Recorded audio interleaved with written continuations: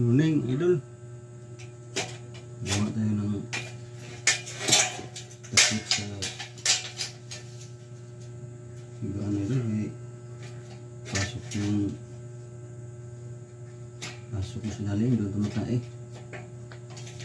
Lagyan natin ng takip yung higaan.